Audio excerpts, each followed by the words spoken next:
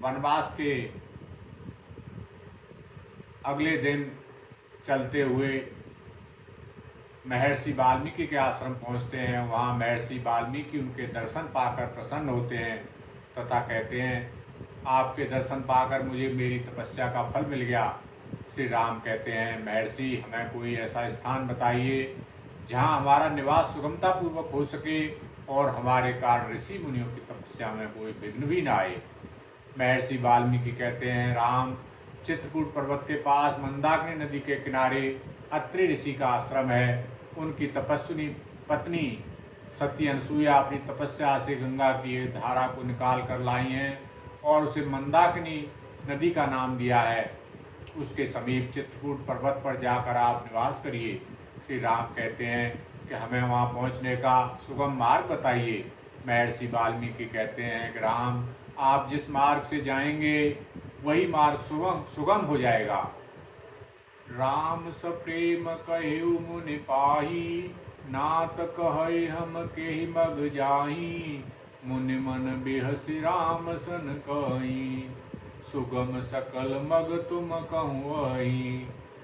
चित्रकूट पर्वत पर बहुत से साधु संत ऋषि मुनि आपकी प्रतीक्षा कर रहे हैं।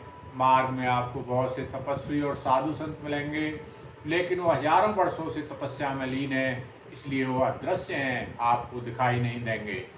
आप उन्हें प्रणाम करते हुए चले जाना और जहाँ पर एक पर्वत आ जाए वहीं आप निवास करना।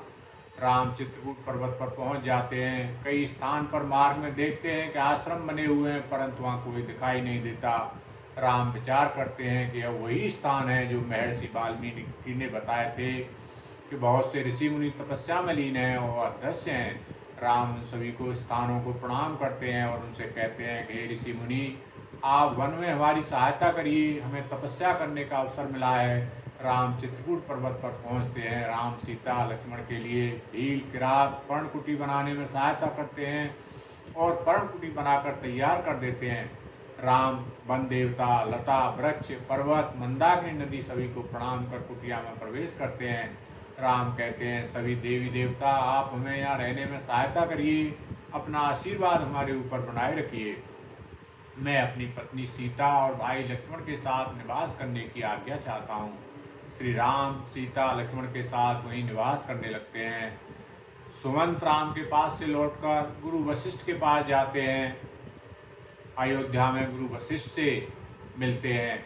गुरु वशिष्ठ से कहते हैं सुमंत कि गुरुदेव, आप मेरी सहायता करिए, मैं वनवास से श्री राम सीता को वापस नहीं ला सका। अब मैं महाराज दशरथ को क्या उत्तर दूंगा?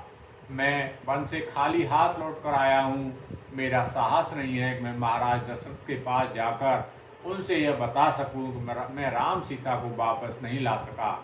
गुरु वशिष्ठ कहते हैं, सुमंत, तुम खाली हाथ नहीं आए हो, तुम रघुकुल की धर्म, त्याग, सत्य, आदर्श तथा वचन निभाने की प्रतिज्ञा की कीर्ति तथा यश साथ लेकर लौटे हो। तुमने धर्म को रसातल में जाने से बचा लिया। सुमंत कहते हैं, गुरुदेव, मेरे साथ आप महाराज के पास चलिए, मैं अकेला उनका सामना नहीं कर पाऊंगा। वह मुझसे पूछेंगे राम सीता को वापस क्यों नहीं ला पाए, तो मैं उनके सामने उत्तर नहीं दे पाऊंगा।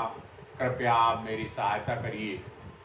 महर्षि वशिष्ठ और सुमंत महाराज दशरथ के पास जाते हैं। दशरथ मूर्छा से उठकर खड़े हो जाते हैं तथा कहते हैं, सुमंत, तुम आ गई, तुम राम को लेकर आ गई, सीता को लेकर आ गई। राम, सीता, तुम कहाँ हो? सुमंत कुछ नहीं बोलते और बार बार दशरथ के कहने पर भी राम सीता की आवाज़ सुनाई नहीं देती है। बार बार महाराज दशरथ यही कहते हैं, राम, सीता, तुम कहाँ हो? तुम बोलते क्यों नहीं हो? मुझसे बात क्यों नहीं करते? क्या तुम नाराज हो? न सुमंत ही कुछ बोलते हैं। यह दृश्य देखकर सुमंत के नेत्रों से अश्रुधारा बहने लगती है। राम कुशल कहु सखा सनेही, कह रघुनाथ लखन बेदेही। आने फिर की बनई सिधाए, सुनत सचिव लोचन जल छाए। तब दशरथ जी कहते हैं, सुमंत, क्या तुमने हमारी आज्ञा का पालन नहीं किया? क्या तुम राम सीता को अपने साथ लेकर नहीं आए? सुमंत कहते हैं, महाराज, मैं आपकी आज्ञा का पालन नहीं कर सका। मैं आपका अपराधी हूँ, मुझे तत्काल प्राण दंड मिलना चाहिए। दशरथ कहते हैं, सुमंत आज अयोध्यानाथ है। और राम राम कहते हुए दशरथ पुनः मूर्छित हो जाते हैं। गुरु वशिष्ठ कहते हैं, महाराज दशरथ, आप जैसे वीर तपस्वी राजा को राम पर गर्व होना चाहिए। राम ने रघुकुल की कीर्ति को कलंकित होने से बचा लिया। आपके वचन को निभाने के लिए राजपाट सुख ऐश्वर्य छोड़कर तपस्वी का वेश धारण कर राम वनवास को चले गए। उनके साथ सीता और लक्ष्मण भी चले गए। दशरथ कहते हैं, गुरुदेव, अयोध्या में जो अनर्थ हुआ है उसमें शब्दों के लिए कोई स्थान नहीं है। आपके इन शब्दों से अनर्थ को नहीं मिटाया जा सकता। मैंने अपने धर्मात्मा युवा पुत्र को राज्य देने के स्थान पर देश निकाला दे दिया। हे विधाता, हे भगवान, मैंने अपने जीवन में कोई पुण्य किया है तो मेरे प्राण अभी निकल जाएं, मुझे अब जीवन नहीं चाहिए। गुरु वशिष्ठ कहते हैं कि राजन, आप तो ज्ञानी हैं, तपस्वी हैं, फिर ऐसी बातें आपको शोभा नहीं देती। हानि लाभ जीवन मरण यश अपयश विधिहात। राम इतने बड़े राज्य को त्याग कर बिना संकोच आपके वचन निभाने को वन में चला गया ताकि इतिहास में रघुवंश को अपयश का भागी न होना पड़े। आज के एपिसोड को हम यहीं विराम देते हैं। Thank you very much.